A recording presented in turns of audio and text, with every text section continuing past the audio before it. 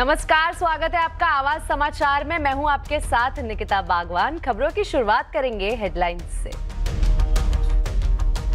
बाजार ने पूरे जोश के साथ 2025 को विदाई दी। आखिरी सत्र में सेंसेक्स 546 और निफ्टी 191 पॉइंट चढ़कर बंद। मिड कैप स्मॉल कैप शेयरों में खरीदारी। आईटी को छोड़ बीएसई के सभी सेक्टर इंडेक्स में तेजी। वोडाफोन को सरकार ने दिया नए साल का गिफ्ट। कैबिनेट से एजीआर बकाया पर 2031 तक मॉरेटोरियम को मंजूरी। AGR freeze. टेलीकॉम कमेटी बकाया की समीक्षा भी करेगी। सीएमई एक्सचेंज पर चांदी पर 30% मार्जिन बढ़ने से चांदी में आज तगड़ी मुनाफा वसूली। एमसीएक्स पर चांदी के भाव में 13,000 रुपए से ज्यादा की गिरावट। अयोध्या में श्री राम लल्ला के विराजमान होने की दूसरी वर्षगांठ। प्रतिष्ठा द्वादशी समारोह में राजनाथ सिंह और योगी आदित्यनाथ ने लिया हिस्सा। जन्मभूमि मंदिर और हनुमानगढ़ी में किया दर्शन पूजन। न्यू ईयर ईव पर होम डिलीवरी का संकट। बेहतर पेमेंट और सर्विस कंडीशन के लिए गिग वर्कर्स की हड़ताल। जोमैटो स्विगी ने आज की डिलीवरी पर ज्यादा पैसे देने का किया ऐलान। दुनिया भर में नए साल के स्वागत की तैयारी। महाराष्ट्र सरकार ने दिया न्यू ईयर गिफ्ट। अब से हर साल क्रिसमस और न्यू ईयर पर सुबह 5 बजे तक खुले रहेंगे होटल और पब। नए साल में सस्ता होगा कर्ज। कल से कई बड़े बैंक लागू करेंगे लोन और डिपॉजिट की नई दरें। हर हफ्ते अपडेट होगा आपका credit score. Social media platforms के लिए सिम वेरिफिकेशन रूल्स होंगे सस्ते।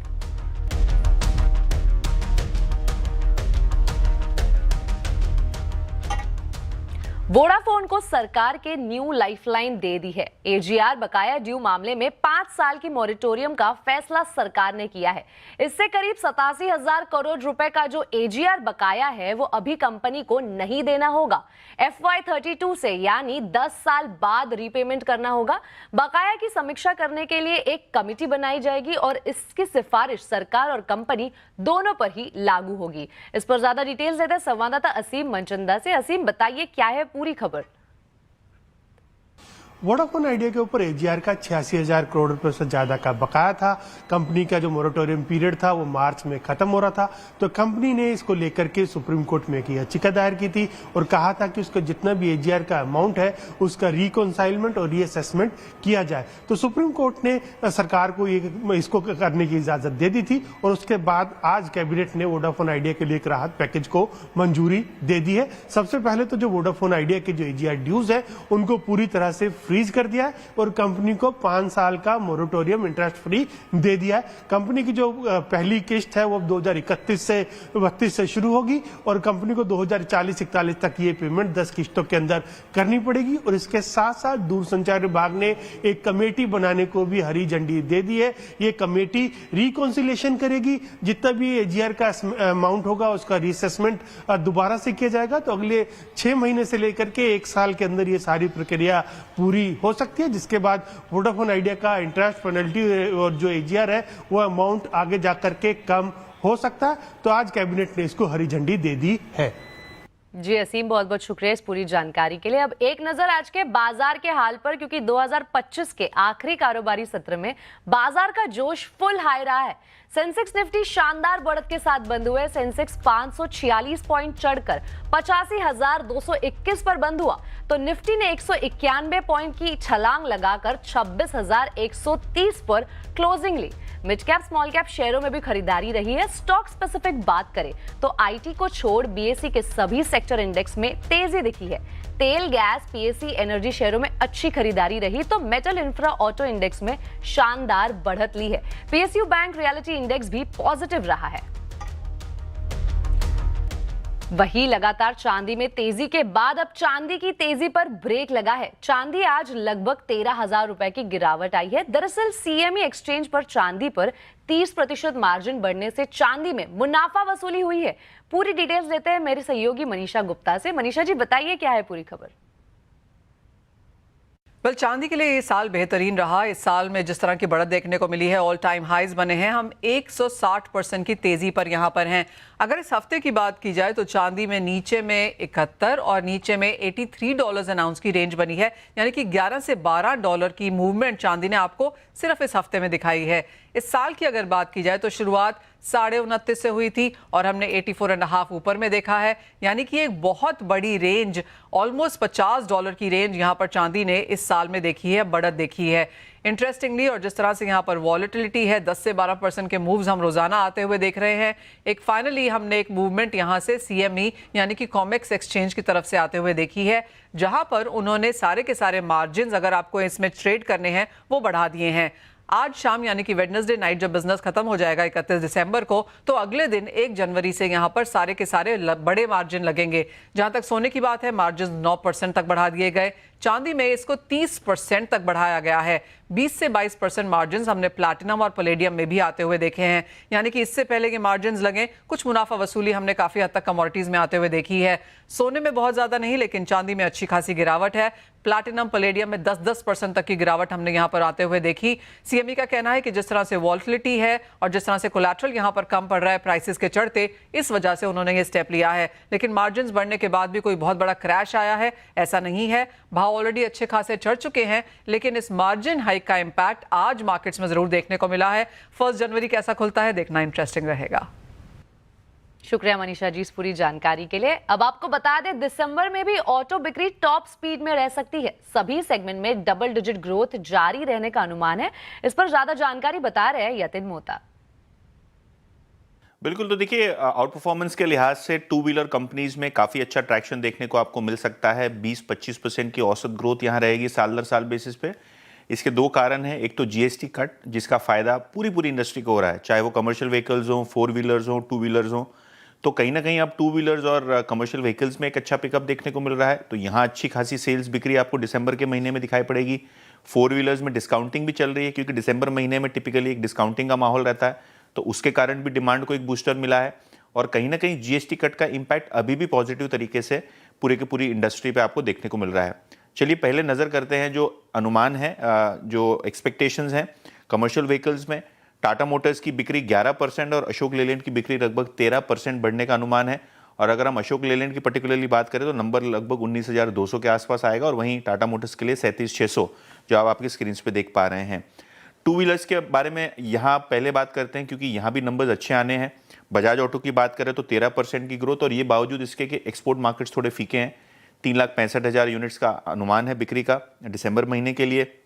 आयशर मोटर्स, हीरो मोटोकॉर्प की बात करें, TVS मोटर्स की बात करें तो 25, 30, 40% तक की ग्रोथ आपको देखने को मिलेगी। स्पेशली रॉयल एनफील्ड की बात करें तो 32% की ग्रोथ। हीरो मोटो का बेस छोटा है तो यहाँ 45% की ग्रोथ देखने को मिल सकती है। और TVS मोटर्स नोमुरा के हिसाब से यहाँ 24% की ग्रोथ रहेगी। पैसेंजर व्हीकल सेगमेंट में जाएंगे तो काफ़ी अच्छे लॉन्चेस के बाद टाटा मोटर्स PV एक कमबैक कर रहा है, 22% की ग्रोथ यहाँ देखने को मिलेगी। उसी तर्ज पे मारुति और M&M ऑटो में भी 20-22% की ग्रोथ देखने को मिलेगी, और हुंडई मोटर्स में लगभग 14% की ग्रोथ देखने को मिलेगी। और ऑब्वियसली महिंद्रा एंड महिंद्रा की बात करें तो नए मॉडल लॉन्चेस की जो वेटिंग लिस्ट है वो बड़ी है, तो कहीं ना कहीं वो डिस्पैचेस शुरू हो गए हैं, जिसके कारण नंबर्स आपको तेज दिख रहे हैं। और ट्रैक्टर सेगमेंट आखिर में अगर हम बात करें तो Mahindra and Mahindra tractor segment में लगभग 17% की ग्रोथ आप देख पाएंगे दिसंबर के महीने में। 2025 की आज विदाई हो रही है। आज ही बर्कशायर हैथवे के एक युग का अंत हो रहा है। जी हाँ, आज वॉरेन बफेट 94 साल की उम्र में रिटायर हो रहे हैं। बर्कशायर हैथवे के CEO के तौर पर आज उनका आखिरी दिन है। दुनिया के दिग्गज निवेशक वॉरेन बफेट के 60 साल से ऐतिहासिक सफर और उनकी विरासत के बारे में बता रहे हैं हरमास फटाकिया। जैसे कि आप कह रहे थे, एक युग का अंत हो रहा है बर्कशायर हैथवे पे, क्योंकि 60 साल के लंबे करियर के बाद आज वॉरेन बफेट का बतौर CEO आखिरी दिन होगा बर्कशायर हैथवे में। और हम सब जानते हैं कि बर्कशायर हैथवे पे उन्होंने तब दाव लगाया था जब वो अपने वर्किंग कैपिटल वैल्यू से नीचे ट्रेड करता था, और आज उन्होंने एक ऐसा कंग्लोमरेट खड़ा किया है जिसके कारोबार जो है लगभग दुनिया के हर क्षेत्र में मौजूद है। फिर चाहे वो इंश्योरेंस हो, चाहे वो रेलवेज हो, चाहे कंज्यूमर ब्रांड्स हो, इंडस्ट्रियल ब्रांड्स हो, लेकिन सबसे ज्यादा चर्चा जो होती है वो बर्कशायर हैथवे के इन्वेस्टमेंट पोर्टफोलियो की होती है। अगर हम बात करें वैल्यू इन्वेस्टिंग की, तो वहां पर भी वॉरेन बफेट ने एक बहुत अच्छी बात कही थी कि प्राइस इज व्हाट यू पे, value is what you get. जो कीमत उन्होंने दी थी 60 वर्ष पहले बर्कशायर हैथवे को टेक ओवर करने के लिए, उसकी वैल्यू आज उन्होंने इतना बड़ा कॉन्ग्लोमरेट खड़ा करके, यानी कि जिसकी $1 ट्रिलियन से ज्यादा की मार्केट कैप है, उस तरह की वैल्यू जनरेट की है वॉरेन बफेट ने इन 60 वर्षों में में। अगर आपने $1000 60 वर्ष पहले निवेश करे होते, आज उसकी कुल वैल्यू जो है $45 मिलियन की है। इस तरह की वैल्यू जनरेशन हुई और एक बर्कशायर हैथवे का क्लास ए शेयर जो है वो $7.5 लाख की उसकी कीमत है। अब अगर हम देखें तो 1 नवंबर को जो उन्होंने अपनी तीसरी तिमाही की कैश पोजीशन डिस्क्लोज की थी वो $382 बिलियन की थी। $382 बिलियन, 152 देशों की जीडीपी से ज्यादा कैश बर्कशायर हैथवे के पास है। ये हम सिर्फ कैश की बात कर रहे हैं, ना कि इन्वेस्टमेंट पोजीशन की। अब बात यह है कि आगे क्या। बर्कशायर हैथवे के जो उत्तराधिकारी है वॉरेन बफे के, ग्रेग एबल 63 वर्षीय, अगले नए सीईओ होंगे कल से। और ये कोई बर्कशायर हैथवे के इनसाइडर नहीं है। उन्होंने अपने करियर की शुरुआत 1992 में पीडब्ल्यूसी से की थी बतौर चार्टर्ड अकाउंटेंट। फिर जाकर के वो एक कंपनी से जुड़े थे जिसका नाम था कैल एनर्जी, और उस कैल एनर्जी नाम की कंपनी ने 1999 में मिड अमेरिकन का अधिग्रहण किया था, जिसके वो 2008 में सीईओ बने। और जब बर्कशायर हैथवे ने उसमें कंट्रोलिंग स्टेक एक्वायर किया था, तब जाकर के उसका नाम बदलकर 2014 में बर्कशायर हैथवे एनर्जी किया गया था। तब से उन्होंने ये कॉर्पोरेट सीडी बड़ी तेजी से चली है और अब 2018 में वो नॉन इंश्योरेंस ऑपरेशंस के वाइस चेयरमैन बने, बोर्ड में शामिल हुए। और वॉरेन बफे ने कह भी दिया था कि ग्रेग एबल उनके उत्तराधिकारी होंगे, जिसकी औपचारिक घोषणा उन्होंने इस साल की एजीएम में की।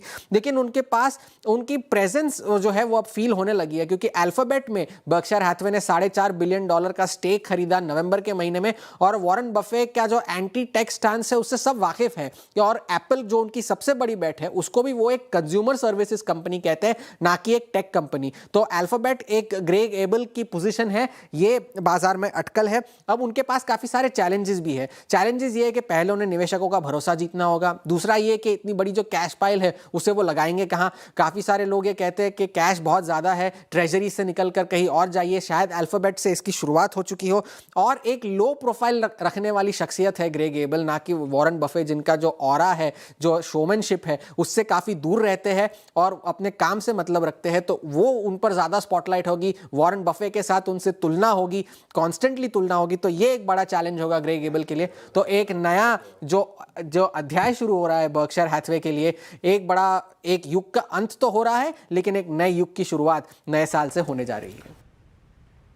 अब 2025 की अंतिम बेला आ चुकी है। लोग पार्टी और एंजॉयमेंट के मूड में दिखने लगे हैं।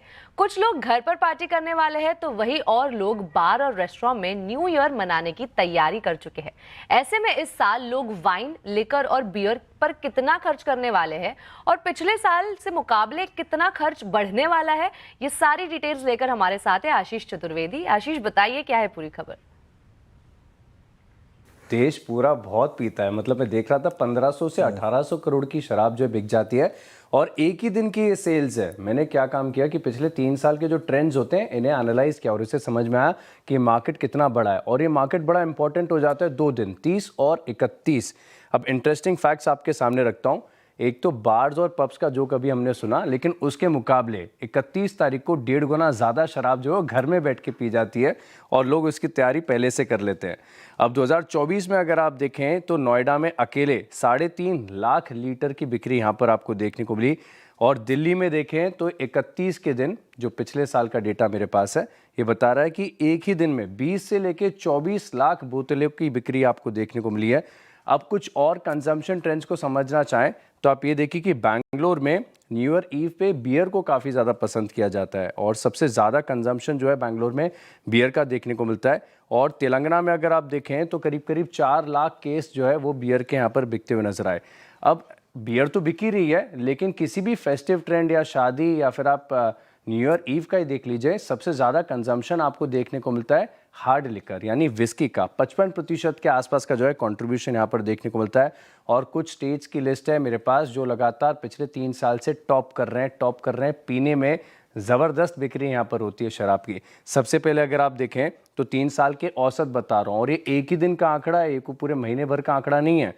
282 करोड़ कर्नाटक में, दिल्ली वाले बहुत ज़्यादा 265 करोड़ है, तेलंगाना 215 करोड़, आंध्र प्रदेश है, केरल है, यहाँ पर काफ़ी ज़्यादा बिक्री आपको देखने को मिलती है।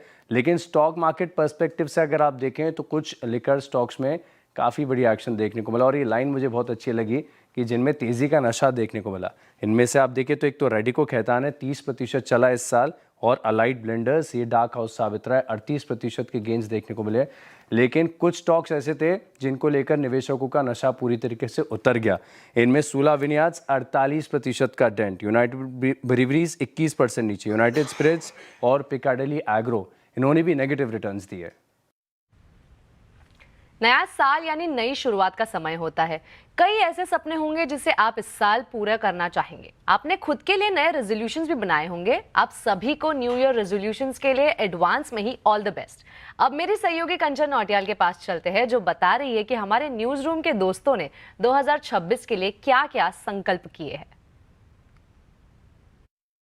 छुट्टी तो मिली नहीं, तो आइए कुछ इंटरेस्टिंग ही कर लेते हैं और अपने मन को थोड़ा बहला लेते हैं। हम ये जानने की कोशिश करते हैं कि इस साल और स्पेशली आज किसके क्या प्लान है, और ये भी जानना काफ़ी ज़्यादा इम्पॉर्टेंट है कि कल कोई कहीं ऑफिस से गोची तो नहीं मार रहा तबीयत खराब का बहाना देके।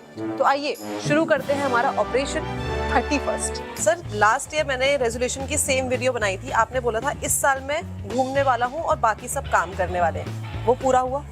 पूरा हुआ ना। घूमा कितना घूमा मैं, रोज अंधेरी से वर्ली, वर्ली से अंधेरी, मुंबई में इसी में घूमने में पूरा टाइम निकल जाता है। लेकिन वैसे मैं 2-3 जगह घूमी है, लेकिन अभी भी बकेट लिस्ट में काफ़ी आइटम्स बाकी हैं, उनको मैं 2026 में पूरा करने वाला हूँ। सोचा हुआ मैंने, ऑलरेडी प्लान किया था। हर साल मैं जिम की मेंबरशिप पे करता हूँ और हर साल नहीं जाता, तो इसके लिए इस साल भी मैंने पे की है। होपफुली कि इस साल दिस टाइम इट्स डिफरेंट, ये कहना थोड़ा बंद करूँ। यतिन सर, आज का क्या प्लान है? छुट्टी तो नहीं मिली? हाँ, छुट्टी नहीं दी बॉस ने, लेकिन अभी मैंने देखा कि बहुत सस्ती मिल रही है पेरिस की टिकट, तो मैं और वर्मा जी शाम को जा रहे हैं पेरिस और बस वहीं इवनिंग स्पेंड करके वापस आ जाएंगे। पिछले साल पिछले जितने रेजोल्यूशन मिस हो गए ना, उनको वापस से रेजोल्यूशन बनाने का रेजोल्यूशन है।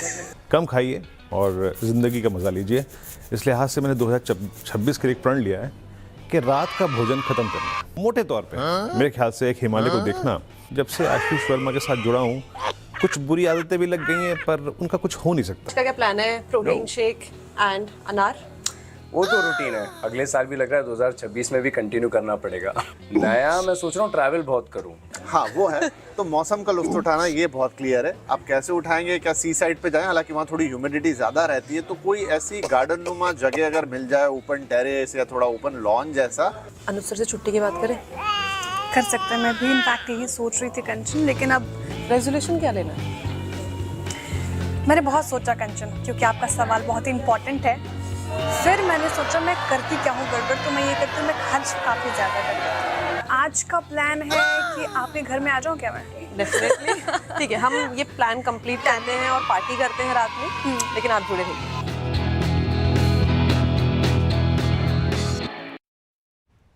इसी के साथ आवाज समाचार में वक्त हो चुका है एक छोटे से ब्रेक का। खबरें आगे और भी है, जुड़े रहिए हमारे साथ। कल से हैप्पी न्यू ईयर शुरू हो रहा है। ऐसे में 1 जनवरी से क्या कुछ बदल जाएगा? आपको किन चीजों पर ध्यान देना चाहिए? अगर केंद्रीय कर्मचारी है तो ये साल आपके लिए बेनिफिट वाला है। और क्या कुछ बदलने वाला है, जानते हैं संवाददाता आलोक प्रियदर्शी से। आलोक, बताइए इस नए साल में क्या कुछ बदलाव होने वाले हैं? बिल्कुल, देखिए 1 जनवरी 2026 से पर्सनल फाइनेंस के मोर्चे पर ऐसे कई सारे बदलाव होने वाले हैं, जिसका सीधा असर आम लोगों पर पड़ने वाला है। इसमें सबसे पहला बदलाव होगा क्रेडिट स्कोर की रिपोर्टिंग को लेकर। जी हाँ, अभी तक 15 दिनों में क्रेडिट ब्यूरोज इसको रिपोर्ट करती थी, अब ये हर हफ्ते होगा, यानी कि जो बदलाव होगा, जो रिपोर्टिंग होगी काफ़ी तेज़ होगी, प्रभावी होगी। दूसरी बड़ा बदलाव होगा वो होगा बैंक। कई सारे बैंकों ने अपने जो लेंडिंग रेट है उसमें कटौती की है। ये सभी ज़्यादातर 1 जनवरी 2026 से लागू होंगे। जाहिर सी बात है, इससे लोगों की ईएमआई घटेगी, कार लोन, होम लोन और तमाम जितने भी पर्सनल लोन हैं उनकी ईएमआई घट जाएगी। तीसरा बदलाव होगा कि जो फिक्स डिपॉजिट के रेट्स होते हैं वो भी 1 जनवरी से बदलेंगे। तो फिक्स डिपॉजिट के जो ब्याज दर होता है उसका रिवीजन किया जाएगा, तो हो सकता है कि उसमें लोगों को फ़ायदा हो। इसके बाद जो चौथा बड़ा बदलाव है वो है पैन आधार लिंकिंग को लेकर। पैन आधार लिंकिंग को लेकर जो 31 दिसंबर की डेट खत्म हो रही है, लिहाजा अब जिसका भी पैन आधार से लिंक नहीं होगा उसके ऊपर एक्शन शुरू हो जाएगा। पैन को एक तरह से कहें रद्द कर किया जा सकता है, तो ये काफ़ी इम्पॉर्टेंट है। इसके बाद अगर हम देखें तो जो अगला बदलाव होगा डिजिटल पेमेंट के मोर्चे पर होगा। जो बैंक्स हैं वो यूपीआई ट्रांजैक्शन वगैरह को ज़्यादातर सख्ती से मॉनिटरिंग करेंगी, यूपीआई पेमेंट में काफ़ी सख्ती आएगी। सोशल मीडिया के लिए को लेकर जो सिम वेरिफिकेशन के रूल होंगे वो भी सख्त किए जाएंगे। और सबसे अंतिम जो सरकारी कर्मचारियों के लिए जो 8वां वेतन आयोग का अनाउंसमेंट किया गया है वो भी 1 जनवरी से लागू होगा। हालांकि अभी कमेटी की रिपोर्ट आनी है, कमेटी की रिपोर्ट जब लागू होगा, हालांकि इसके लिए जो भी एरियर होगा वो 1 जनवरी से मिलेंगे। तो ये तमाम बदलाव 1 जनवरी 2026 से होने वाले हैं। बिल्कुल, बहुत बहुत शुक्रिया आलोक इस पूरी जानकारी के लिए। हर तरफ नए साल का स्वागत करने की तैयारियां जोर शोर से शुरू है। अहमदाबाद में भी नए साल का जश्न मनाया जाएगा। युवाओं को आकर्षित करने के लिए पार्टी प्लॉट में कैसा आयोजन किया है वो बता रहे केतन जोशी। इस मैदान में रात को पैर रखने की जगह नहीं होगी, क्योंकि नए साल का यहाँ पर शानदार तरीके से वेलकम करना है। आइए हम आयोजक से बात करते हैं। कृणाल भाई, क्या क्या यहाँ खास होने वाला है? इस बार आप देख रहे हो कि देखो कितना बड़ा स्टेज बनाया आपने, लाइट्स वगैरह, स्टेज वेज वगैरह बहुत तांगजाम करने वाले हैं। और 3000 से 4000 हमारा क्राउड ज़्यादा रहेगा। मिनिमम 5000 से हमारा प्लस तो रहेगा ही, पर हम लोग 3000 4000 एक्सेप्ट कर रहे हैं। दूसरी चीज़, हम लोगों ने डीजे दीवा बॉम्बे से बुलाई है और डीजे क्रिस भी है साथ में। तो 2-3 और डीजेस भी अहमदाबाद के हैं जो बहुत पॉपुलर है। जो हम लोग आज परफॉर्मेंस करने वाले हैं उसमें डांस परफॉर्मेंस भी है, बहुत सारी एक्टिविटीज़ हम लोग करने वाले हैं। सेल्फी जोन है, साथ में हम लोगों ने खाने पीने का स्टॉल भी रखा है और साथ में सिक्योरिटीज़, बाउंसर सब रखा हुआ है। और दूसरी साथ के 31st के लिए लोग बहुत आतुरता से राह देखते हैं। तो वो चीज़ बहुत बड़े हम लोगों ने वो चीज़ देखी है कि वो लोगों को सेलिब्रेशन के लिए हमने क्या रखा है। तो फूड क्रैकर्स वगैरह तो है ही हमारे पर हम लोग कुछ स्टाइलिश आतिशबाजी होने वाली है जो 31st जैसे खत्म होगा, फर्स्ट बैठेगा, तो वो हिसाब से हम लोग 12 बजे बहुत बड़ा धमाका करने वाले हैं। लोगों को भी देखने की बहुत मजा आएगी और साथ में हम लोग एंजॉय भी करेंगे और पब्लिक भी बहुत सारी रहेगी। तो ऑब्वियसली आप लोग भी एंजॉय करोगे ही, मुझे वो पता है। बिल्कुल, तो 3-4 घंटे हैं वो काफी शानदार गुजरेंगे और नए साल का इसी तरह से भव्य से स्वागत भी हो जाएगा। केतन जोशी, अहमदाबाद। अयोध्या धाम में आज श्री राम लल्ला के विराजमान होने की दूसरी वर्षगांठ के अवसर पर प्रतिष्ठा द्वादशी समारोह का आयोजन किया जा रहा है।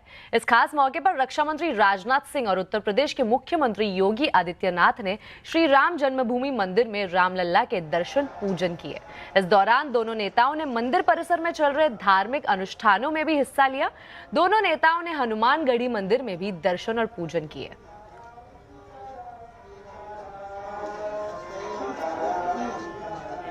अब एक नजर आज के कंज्यूमर अड्डा टॉपिक पर। नया साल दस्तखत देने वाला है, साथ ही एक बड़ा सवाल, 12 राशियों के लिए 2026 कैसा रहेगा? किसको मिलेगा मुनाफा और किसे करना चाहिए सोच समझकर निवेश? जनवरी के पूरे फाइनेंशियल राशिफल पर करेंगे चर्चा शाम 5:57 पर चिराग दारूवाला के साथ।